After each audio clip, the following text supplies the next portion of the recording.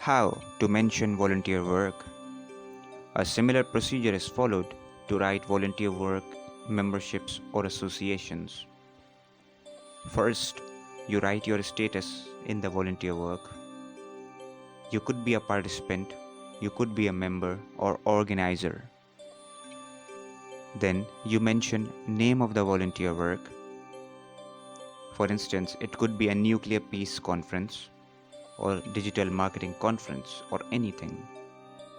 Then you write name of the organization which awarded the particular volunteer works certification. And then you write the year.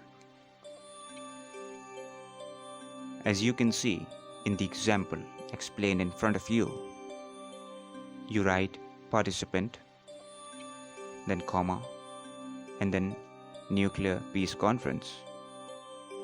And then you write the name of organization. You have made sure that comma is placed after the end of everything. For example, after participant you placed a comma. After nuclear peace conference you placed a comma. And then you mention organization, which is State Forum International. Then you place a straight dash or a straight line, and then you write the year, starting year, ending year, or you just place the ending year, whichever is preferable to you. We will always appreciate if you ask us questions in the comment box.